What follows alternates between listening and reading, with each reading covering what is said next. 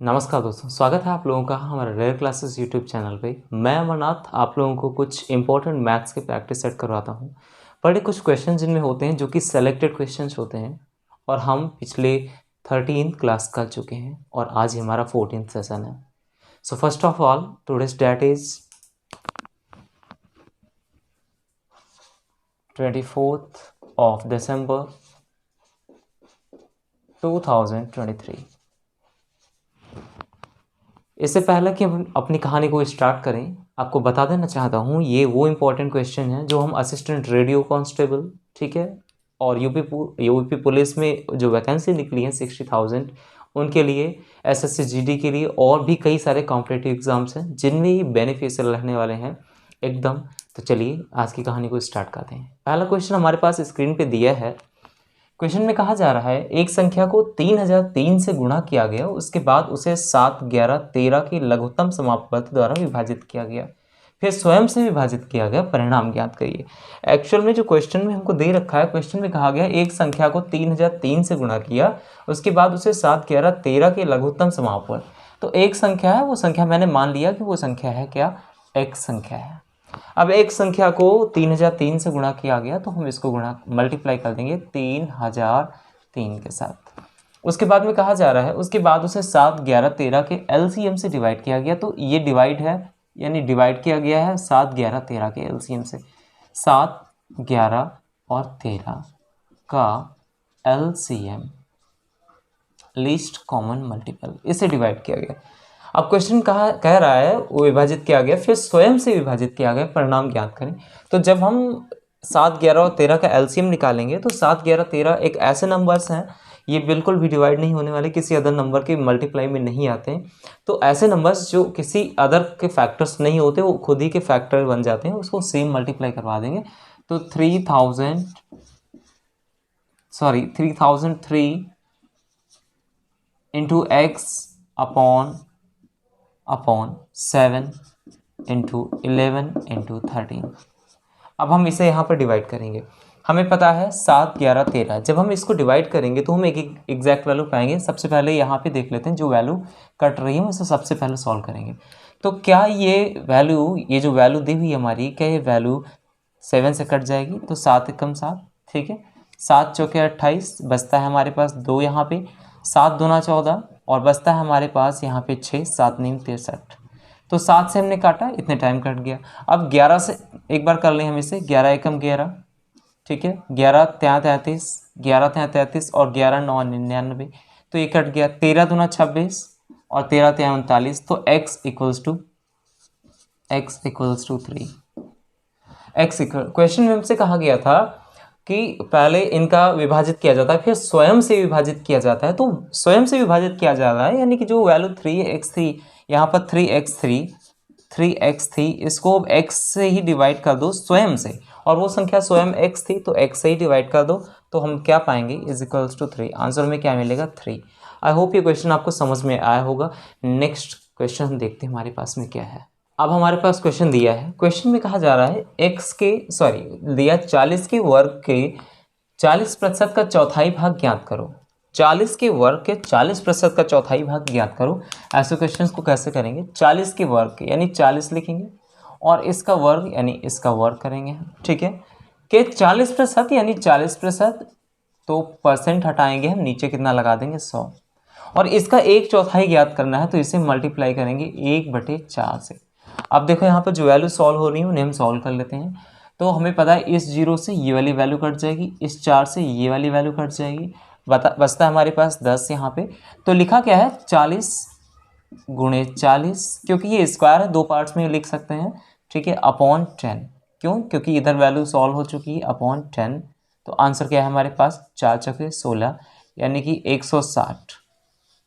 Question में हमसे कहा गया था कि चौथाई भाग ज्ञात करो, तो 1/4 भाग जो आएगा वो आएगा उसका 160, 160 उसका 1/4 भाग आएगा। आई होप ये क्वेश्चन समझ में आ रहे होंगे। नेक्स्ट क्वेश्चन क्या है हमारे पास, क्वेश्चन दिया है हमारे पास में। क्वेश्चन में कहा जा रहा है कि 6561 के वर्गमूल को ज्ञात करके इस संख्या को अपने वर्गमूल से विभाजित किया जाता है। परिणाम ज्ञात करना, 6561 का सबसे पहले हमें वर्गमूल निकालना होगा। वर्गमूल मतलब उसका स्क्वायर रूट निकालना होगा। तो स्क्वायर रूट निकालने के लिए 6561 का स्क्वायर रूट निकालना है। हम इस तरह से निकाल सकते हैं इसका वर्गमूल। हम इसको डिवाइड कर देंगे इस वाले फॉर्म में, यानी प्राइम फैक्टराइजेशन से हम इसे कर सकते हैं। ठीक है, तो 3 की टेबल से करेंगे तो 3 दूना 6, और यहाँ पे हो जाएगा 3 एकम 3, और यहाँ पे हो जाएगा 3 7 21, 3 8 24, 3 8 24, और बचेगा हमारे पास 2, तो 3 7 21, 21 और 87। फिर 3 से करेंगे 3 7 21, और बचेगा हमारे पास 3 दूना 6, और 3 9 27। इस तरह से करेंगे। फिर 3 से करेंगे तो 3 2 6, 3 दूना 6 हो जाएगा, और 3 चौके 12 हो जाएगा, और बचेगा हमारे पास 3 3 9।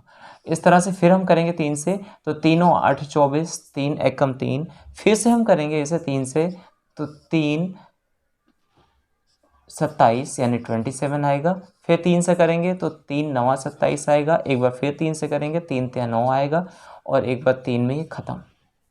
अब क्वेश्चन को समझो। क्वेश्चन कह रहा है कि पहले इसका वर्गमूल ज्ञात किया जाता है, उसके बाद में इसे इससे विभाजित किया, अपने वर्गमूल से विभाजित किया जाता है। तो इसमें देखोगे तो ये 3 और 3 का एक फैक्टर, इस 3 3 का एक फैक्टर, इस 3 3 का एक फैक्टर, इस 3 3 का एक फैक्टर। स्क्वायर की बात की गई है, इसलिए हम यहाँ पर इन वैल्यूज़ को एक टाइम ही लिखेंगे, मल्टीपल्स होने के बावजूद भी। तो इनका जो फैक्टर्स निकल के आया वो 3 into next time 3 into next time 3 into next time 3। I hope ये चीज़ आपको समझ में आ रही होगी। तो 3 3 9, 9 3 27, ठीक है, 27 3 81, तो आया 81। अब क्वेश्चन कह रहा है कि इसका स्क्वायर रूट क्या निकल के आएगा, और उसके बाद में उस संख्या का रूट निकालो। तो इसका जो स्क्वायर रूट निकल के आएगा, ठीक है, तो रूट 81 इक्वल्स टू 9 हमें पता है। अब क्वेश्चन में कहा जा रहा है उसके बाद विभाजित किया जाता है, अपने वर्गमूल से उसे विभाजित किया जाता है। तो 81 का वर्गमूल 9 है, तो 81/9 उससे विभाजित किया जाता है, तो हम पाएंगे 9 9 9 81। क्वेश्चन में हमसे पूछा गया था, तो हमें बताना कि परिणाम क्या है। तो परिणाम उसका है 9, जो कि हमारे पास एक आंसर निकल के आया था। परिणाम है उसका 9। आई होप ये आपको समझ में आ रहा होगा। अब मूव करते हैं नेक्स्ट क्वेश्चन की तरफ। क्वेश्चन में कहा गया है कि x रुपये 42,000 में स्कूटर खरीदता है, वह मरम्मत पर 6,000 रुपये खर्च करता है। तो अगर उसने खरीदा है तो उसकी कॉस्ट प्राइस होगी, और ख़रीदा है उसने 42,000 पे, ठीक है। तो 42,000 पे उसने ख़रीदा है, ये तो उसका सीपी यानी कॉस्ट प्राइस हो गया उसका, है ना। अब कहा जा रहा है कि स्कूटर खरीदता है, वह मरम्मत पर 6,000 रुपये खर्च करता है, यानी कि 6,000 रुपये इसमें और वो ऐड करता है। तो 6,000 रुपीज़ ऐड जब भी ऐड कर देगा तो 48,000 यानी कि 48,000 रुपये टोटल हो जाएगा, है ना, 48,000। उसके बाद में कहा जा रहा है स्कूटर को 54,000 में बेच देता है। तो ये इसकी ये इसकी कॉस्ट प्राइस होगी, यानी ये सीपी है, और सेलिंग प्राइस दे रखी है कि उसको 54,000 में बेच देता है, 54,000 में बेच देता है। तो पूछ रहा है उससे लाभ कितना हुआ, तो लाभ हम बता देंगे। इसको कैसे करेंगे, देखो हमेशा लाभ हुआ इस केस में, क्योंकि कॉस्ट प्राइस 48,000 और बेच रहा है जो सेलिंग प्राइस वो है 54,000, तो प्रॉफिट ही हुआ। और कितना प्रॉफिट हुआ, इससे और इसके बीच का जो डिफरेंस होगा वो होगा प्रॉफिट, है ना। Profit equals to SP minus CP, है ना। तो SP कितना है 54,000, 48,000, डिफरेंस पाएंगे हम कितने का, यहाँ पर हम डिफरेंस पाएंगे 8 है, ठीक है, 6,000 का, 6,000 का। अच्छा, 6,000 का डिफरेंस मिलेगा किस पे, उसकी सीपी पे, जो उसकी टोटल लागत मूल्य होगी। और टोटल लागत मूल्य क्या है हमारे पास, उसकी 48,000। तो 6,000 का 48,000 पे अगर हम देखेंगे, परसेंटेज के लिए 100 से मल्टीप्लाई करते हैं, ये 3 जीरो से ये 3 जीरो निकल लेंगे, 6 1 जा 6, 6 1 जा 6, ठीक है, और 6 7 42, 6 8 48, और 8 एकम 8, और 8 12.5, मतलब आंसर क्या निकल आया 12.5%। 12.5% इज द राइट आंसर। इस तरह से हम इन क्वेश्चंस को कर सकते हैं। सबसे पहले सीपी निकालना था, जितना खर्च किया और जितने पे उसने उस चीज़ को खरीदा है वो उसकी होती है कॉस्ट प्राइस, जितने पे बेच रहा है वो उसकी होती है सेलिंग प्राइस। आई होप समझ में आया होगा। आप क्वेश्चन को देख लीजिएगा। मूव करते हैं नेक्स्ट क्वेश्चन की तरफ। क्वेश्चन दिया है हमारे पास में, क्वेश्चन में कहा जा रहा है 150, 225 और 375 का मासा ज्ञात करना है। मासा मतलब हाईएस्ट कॉमन फैक्टर, है ना, महत्तम समापवर्ग। कितना दिया है हमारे पास में, दिया है 150, 150, दूसरा दिया है हमारे पास में 225, ठीक है 225, और तीसरा दिया हुआ है हमारे पास में 375। 375 का मासा ज्ञात करना है, यानी HCF highest common factor. Highest common factor निकालने के लिए हम इसे फैक्ट्री फैक्टराइजेशन से भी सॉल्व कर सकते हैं। इसके अलावा भी एक प्रोसेस है, अगर हम उसे देखेंगे तो सबसे पहले सॉल्व करेंगे। 150 है, 225 है, 225 जो है एक बड़ा नंबर है, इसको अंदर रखेंगे और 150 से डिवाइड कर देंगे, 150 से। आई होप यहाँ तक तो समझ में आया होगा। 150 को एक टाइम करेंगे तो 150 आएगा, और इनके बीच का डिफरेंट आएगा 75। अब 75 को अगर हम फिर से हम यही नंबर लेते हैं जो कि यहाँ पे हमारा डिवीज़र होता है, डिवाइज़र लेंगे 150 करेंगे तो 2 टाइम में 150 से निकल लेगा। तो यहाँ पर कितना आया, 75 आया। अब समझो, क्या ये 75 का यूज़ हम इन 375 के साथ में कर सकते हैं? बिल्कुल कर सकते हैं।